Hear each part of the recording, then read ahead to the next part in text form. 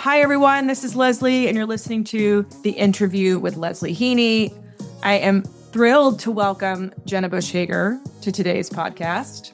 I know you all know Jenna. She is the host of Today with Jenna and Friends, the fourth hour of NBC's morning program. She's also an author and the creator of the Read with Jenna book club. She has launched a publishing imprint called Thousand Voices, which is a joint venture with Random House Publishing, where they're supporting emerging writers. She's also the founder of her own production company.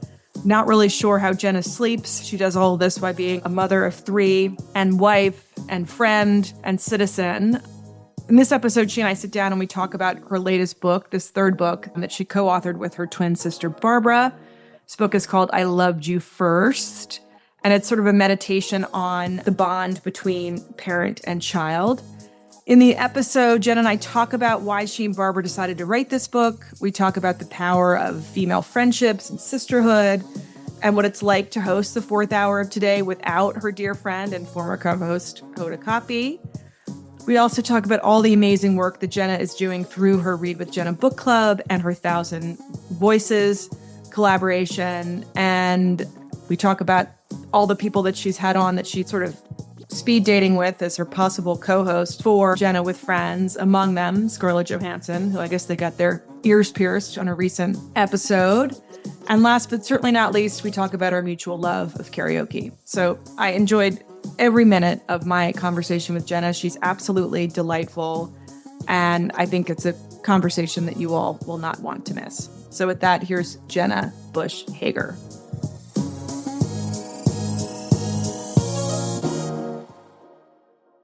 Jenna, I'm so happy to see you. Me too. Thank you so much for coming on the pod. I'm so happy to be here.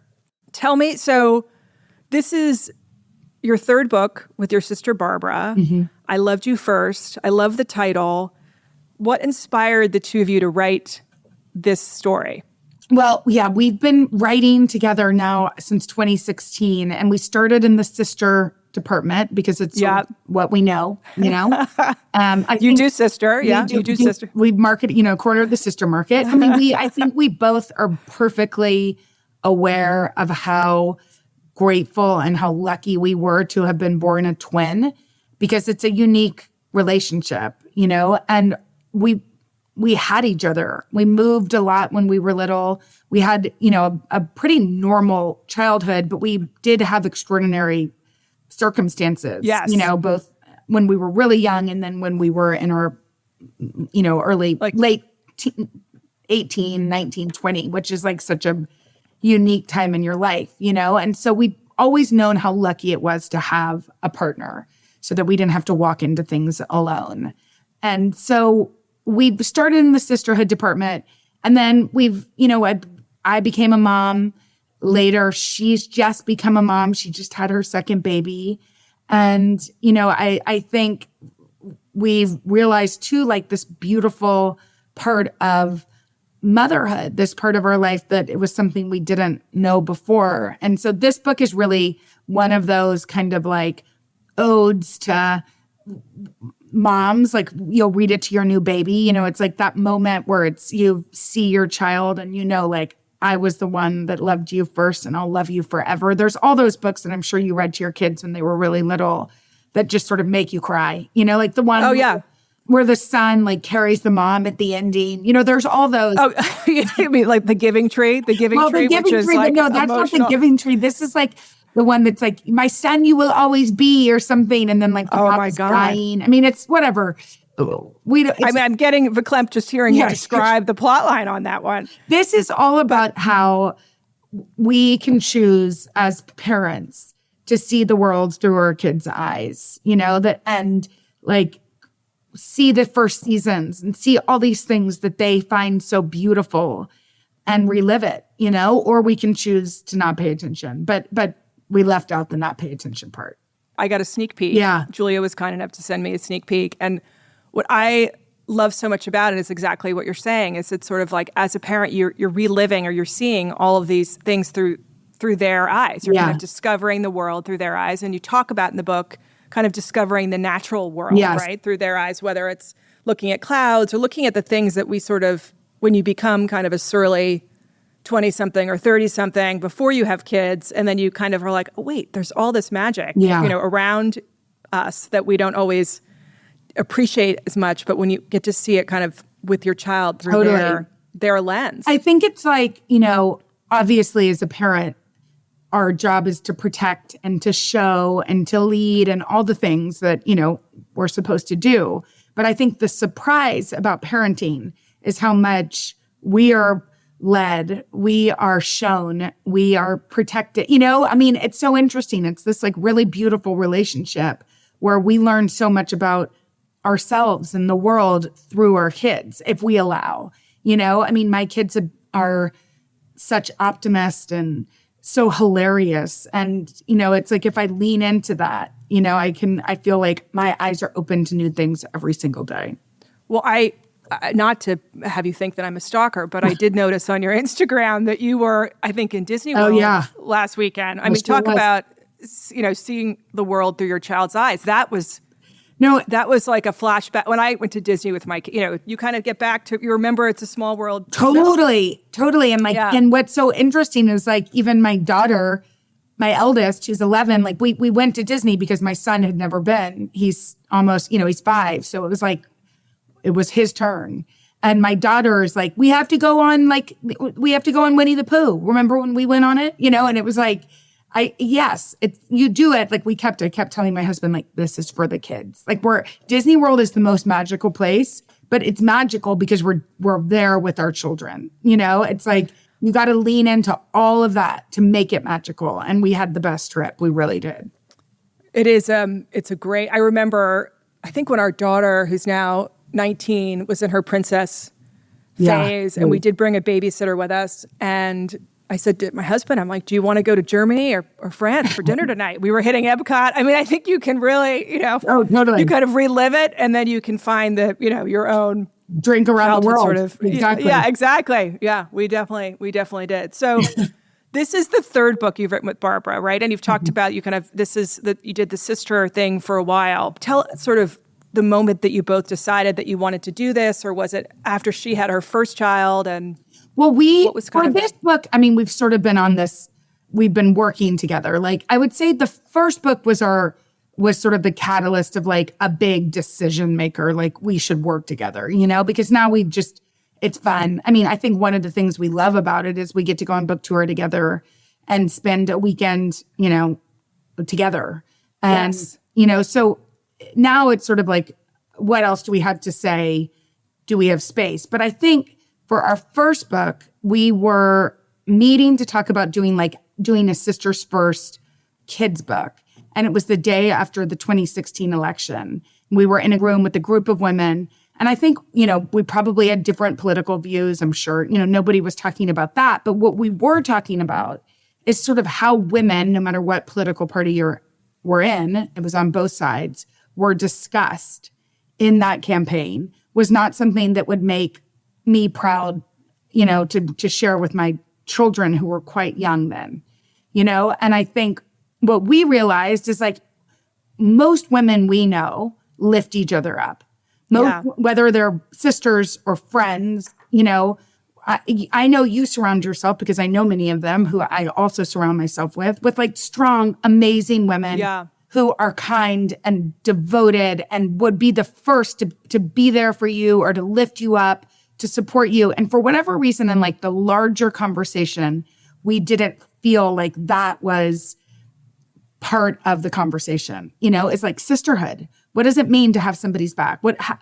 How do we want to talk about other women, And so we decided to write that. I feel like that was the big catalyst. Like, okay, if we can write a book of personal essays for adults based on our life, like now, we're like, what else do we have to say as moms, And I think we felt like the rhetoric was at such a stage, and sadly, I feel like we're still sort of there, but that like we had something to allow, our stories of having a sister that always supported me, through both normal times, but also extraordinary times, felt like it was relevant. So I think we try to think as we write each book, like what has not been said that we still can say, And so that was our big choice. I feel like now we go on book tours and somebody's like, you should write, the sister's first kids book. You should write, I don't have a sister, but my best friends are my sisters. So then we wrote Superpower Sisterhood. We always are sort of like, we're not going to write another book. And then on book tour, somebody says like, I was going to say, you might get some ideas on your tour. Yeah, I know. Well, right now, this is our last one planned for a bit. I love that idea, though, of you all, thinking about things of kind of what the world needs now. And this is such a positive message, this book, as are your other two books as well.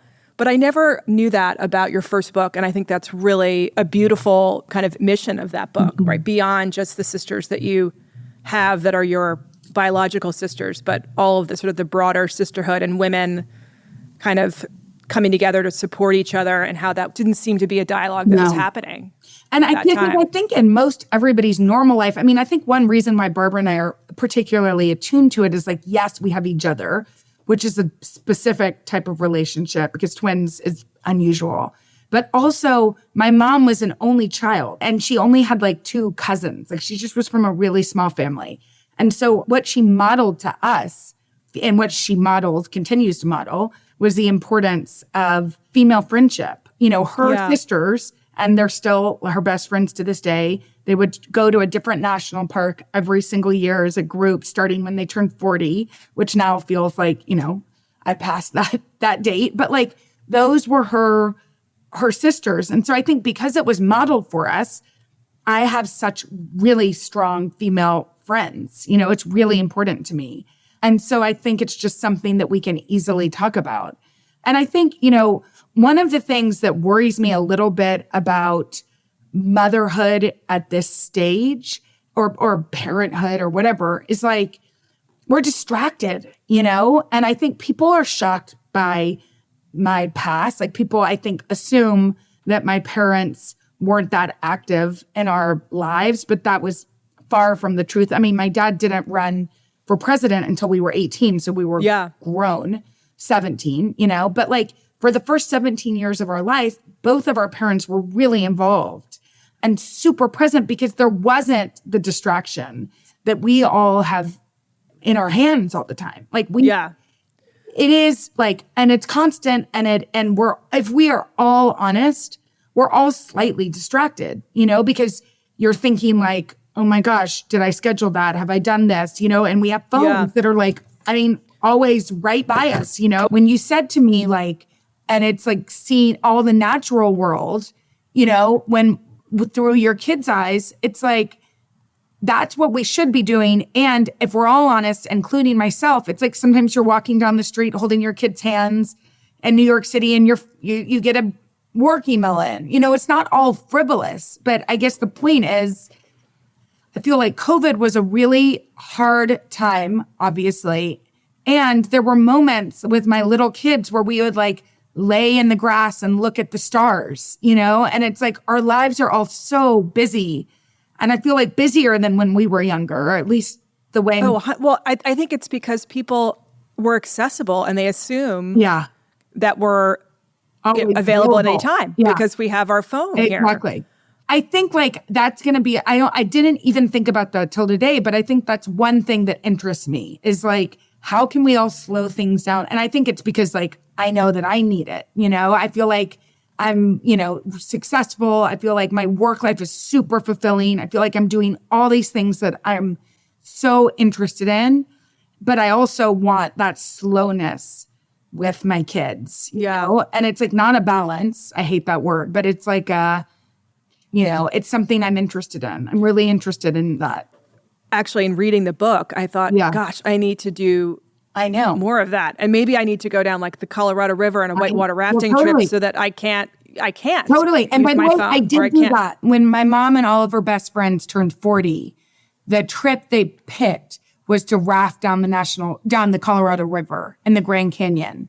And then for their 60th, they invited their daughters. So we got to go on that trip and it was amazing. So yes, I feel like that's what we need to do. We got to get out of like cell phone range. Yeah, 100%. I love that your mom does that. I know.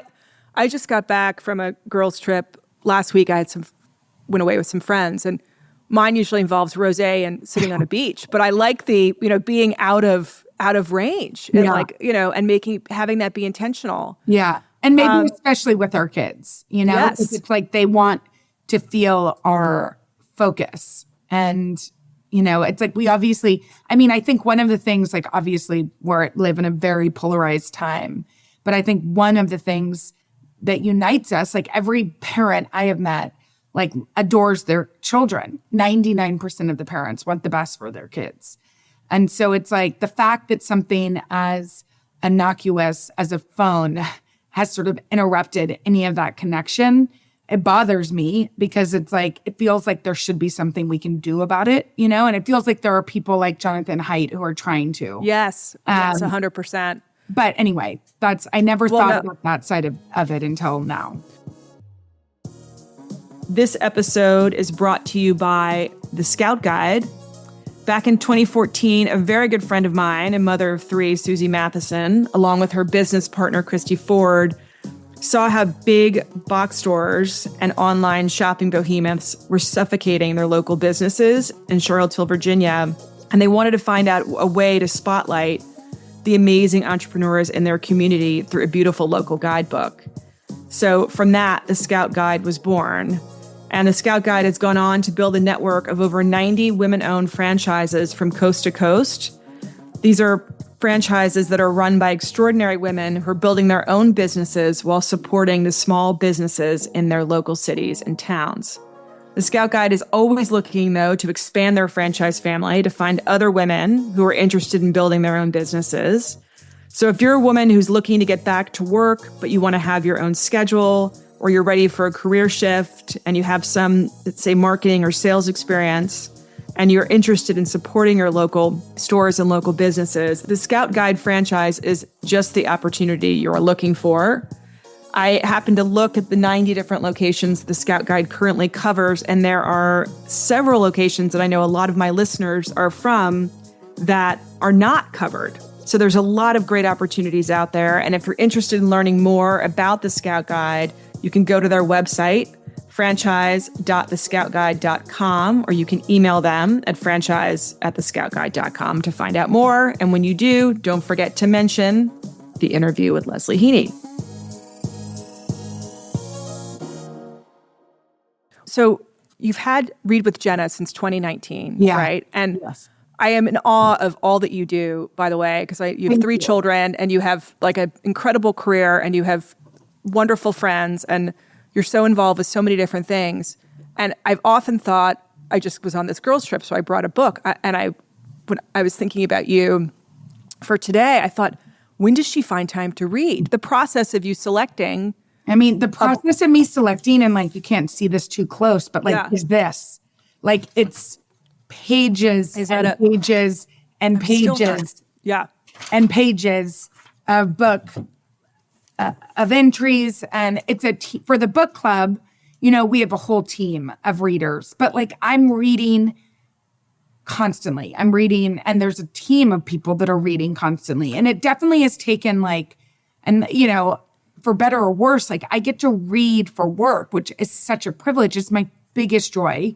I definitely had a cocktail or two at a New Year's Eve, 50th / a lot of work peeps, and said to my boss, "You've stolen my favorite joy," But like, I definitely initiated all of Read with Jenna. It was something I believed in. It was something I pitched. It's something I fought for. And, we have this incredible team, but it's a ton of work, And so it is, I don't read the way I used to read, which is like back reading. Like, everybody was talking about all fours. I didn't read it when I came around for the book club. I started to read it and I was like lying in bed next to my husband. I'm like, I almost feel like embarrassed. This is really, it was a spicy very read. Spicy, very spicy. Yes. And it wouldn't have been, but I guess my point is I would have gone back and read something that everybody was talking about.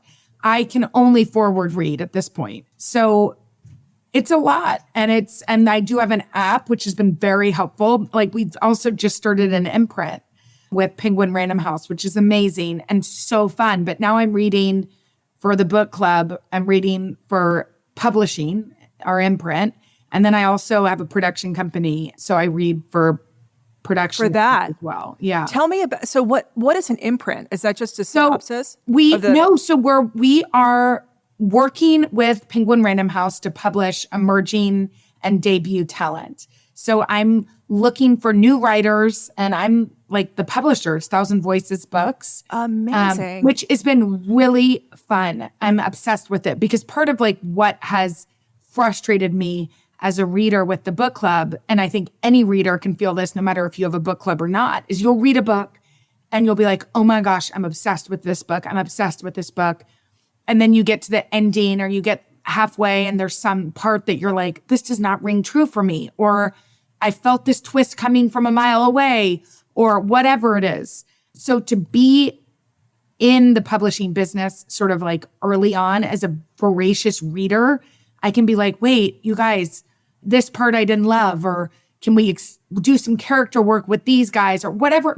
Or I'm obsessed with this book. Like all I want to do is talk about it, you know? And so that is so fascinating. Really fun. So we have our first book, which publishes next October. But we have acquired 7 books and all of the writers minus one are debut. That's so exciting. I Jenna. know. And they range from like a 26-year-old writer to a 61-year-old debut writer, which I'm so crazy about. Oh, and so you're probably getting, and you probably won't know this off the top of your head, but like thousands of either inquiries or treatments or... we definitely are, but also... You have people who are kind of helping you manage that? Definitely. And we have a very specific lens. You know, I think people kind of know my taste after running a book club for 6 years. And we've worked with the agents over the last 6 years. You know, we have great relationships with them. So I think like they're only going to send me things they think would be really special and that we would be into. I forgot about that piece of the puzzle. Yeah. Being able to have agents who kind of know. For those authors and those books that you choose, it's a game changer for them, whether they're established authors or not. That must feel so wonderful as a lover of books and a promoter of people to see kind of the impact that your selections have on those authors and on those books. Totally. I mean, I have letters that are like pinned up on my, around my desk, and I need to find where the rest of them are. But like, yeah, it means a lot because I do also love the work, And so I feel like if I can be a spotlight for others, who, and it's hard. I'm sure many know to get published. It's hard to break out. The market is saturated. So to be able to highlight somebody's work who, some of these authors that I've worked with have worked on their books for years. The book that we just highlighted, which is called This Is a Love Story, I'm obsessed with it. You should read it. It's beautiful. It's by a writer named Jessica Sofer. I mean, she worked on it for a really, really long time. Is that her first book, or is this her second book? Her first book was published, I think, in 2016, and it was quiet. So, and sometimes second books are even harder, because your first book doesn't sell a ton, it can be hard. But she hit the New York Times bestseller list last Wednesday, which is amazing. And I think she'd been working on the book for years, like maybe since 2018 or 19, and so it just feels so great to be able to highlight. And I loved this book. Like, it's the type of thing that if I was with a friend, I'd be like, you need to read this book. Yes. So that's what we're doing. And how did you, besides you and Barbara, acknowledging that you had this kind of unique experience as twins, and obviously a very unique experience with your upbringing, as we talked about earlier, did you always want to write? I mean, was that something that you were an English major, I think? Was that always a passion of yours? Was it of Barbara's? And then you just thought, let's take this step and try to do it? It was always a passion of mine. I mean, Barbara was like, and it was so lucky that we had parents that didn't compare us, because twins are often compared. I mean, children in general, like friends of mine are like, God, my mom always compared or whatever. My parents did not. And I know it was an intentional action. And Barbara and I were very different. And she was like, she won like the state math competition. I'm not kidding. She was such, she missed like one math problem on her math SAT. She just was so, and by the way, she's a great reader and a great writer too. But I think because I wasn't a serious academic and I had a sister that was, I had a teacher in I think 5th or 6th grade in Dallas, Texas. Her name was Mrs. Cunningham. Like, I'll never forget her because I wasn't acknowledged that much for academics. It just wasn't my thing, you know? I mean, you're my sister from another mister, Jenna. I was at a similar I just didn't have a teacher that was like, wow, you really are killing it, you know? Yeah. Not much of that. Like, I was the personality, you know? And so, but I did have a teacher in 5th grade, I think, named Miss Cunningham, who I loved. She was Scottish. And she said, you're a really good writer. And I was kind of shocked by it. And she said, keep reading, you know, in order. And it's such good advice for young people who want to write. It's like the more you read, the more you can understand plot and characterization and all of that. So, but yeah, I think like, and it also shows you that a teacher's words really matter. I was just going to say that, how impactful, like, and it only takes one teacher and one moment. And probably from that point on, you felt like, oh, I want to pursue this more because I am good at it and I enjoy it. You know, when you're young, nothing's that like black and white. You're just like, oh, somebody sees something in me. But then it's like, I was on the school newspaper.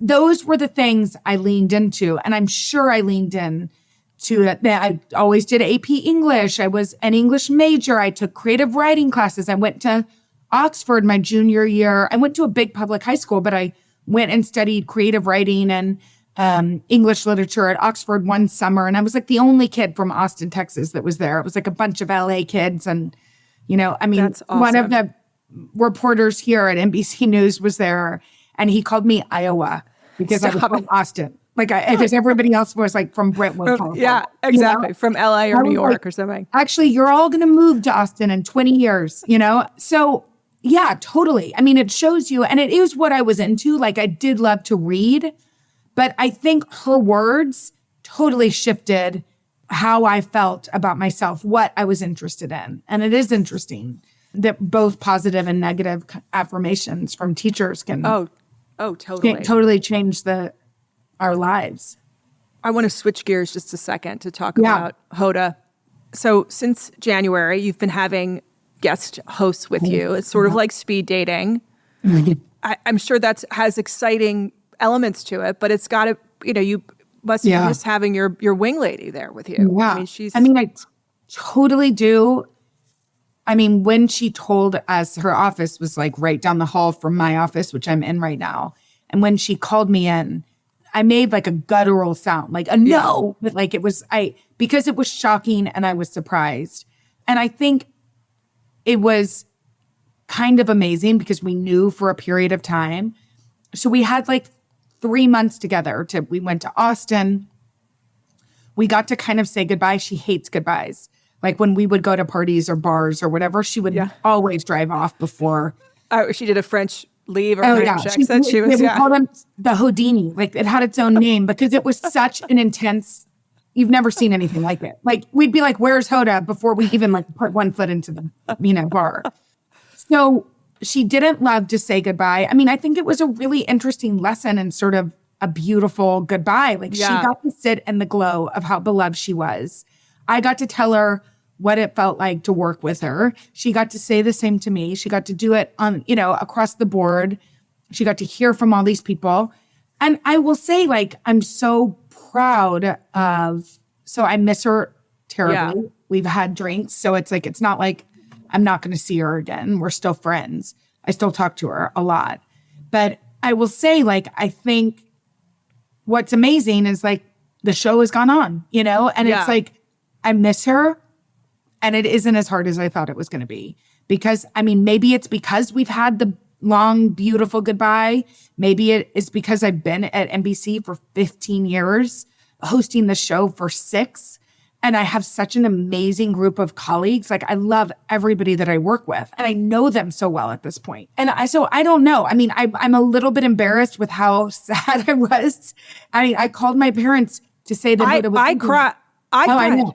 Yeah. So what did your parents say when you told my dad was like, it's going to be like, I think he thought like, because I was weeping, this was like the day of, and I had a long day at work. So it was like, I was calling him, at night on my drive home, and I wake up at 4:50 in the morning. So like after a long day, it was like, I think he thought like a child was sick. He thought it was something really irreversible and horrible. And obviously her leaving wasn't able to be reversed, and it was horrible, but it wasn't, life or death. And so he was like, Jenna, it's going to be okay. Like, you're going to be okay. And the truth is he was right, and I think part of that is how great our team is.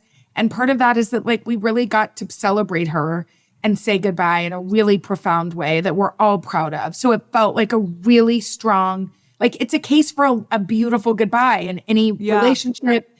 It's, with kids, I feel like it's taught me a lot about sort of life in a weird way. And it's made me sort of clear on a lot of different things. Like, I mean, it's nothing I would have chosen, and it's okay. I'm tired but it's all working out, for now. That is a really good point. Like those things that are unknown and are scary and you don't want the change, and you've gone through the change, and not that change, not the change, but a professional change. That's coming too. That's knocking on my door. Yeah, please. When you get there, I will walk you through. It's quite a situation.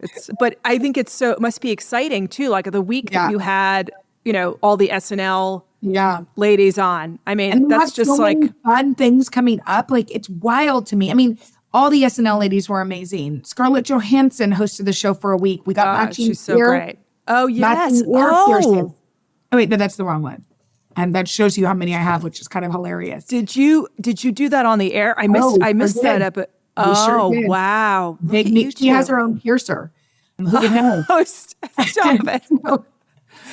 Stop it. But like, and I think it speaks to our show and sort of any of my fears of like, are we Well, it actually also speaks to you, Jenna. I mean, I don't think there's very few people who could make that transition and have the show be as just, I mean, people, love watching you and hearing what you have to say, and the dynamics that you are, just the way that you are able to connect so well with people. But I think it's so fun. As you said, you've got great stuff coming up, right? It's fun. We have really fun people coming up. And like, when does this air? I feel like I can tell you one or two, but like we have comedians, we have sport people, we have other broadcasters, we have other actors and actresses whom, like Scarlett Johansson, like she'd never hosted morning television before. And like everybody fell madly in love with her. Because they didn't know that side of her, like Amy Poehler, it was such a blast to be with her and have that day, so we have a lot more of that, which is really, really fun. And she's kind of so awesome. Did you see her on the 50th anniversary show? Yeah. I mean, by the way, I was invited to go to that concert, but I couldn't go because I was in Disney. That just says a lot about where the priorities are. I was going to say, you put them first. And you pointed out all the characters. I saw her with, so Tina Fey. I know Tina Fey a little bit because her daughter was in my daughter's class for 3 years. And I have a karaoke problem, which I think you know a little bit because you and I have done some performing at a birthday party. Yes. But Tina and I did do a karaoke duet, which I have talked about before on the podcast. So seeing her with Amy, I never met Amy Poehler, but I'm so obsessed with Tina that I hope that, one day Amy and I can cross paths. She just seems hilarious. Karaoke together. Yes, that's what I am hoping. All right. So I actually karaoke again. I was telling you how I have a friend who used to live in Nashville, Holly Williams, whose grandfather was, Hank Williams Jr., whose father, Hank Williams. She's a musician. She's a beautiful musician.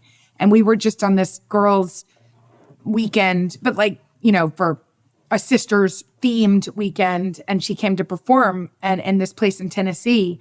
And she came to perform her actual music because she is a musician.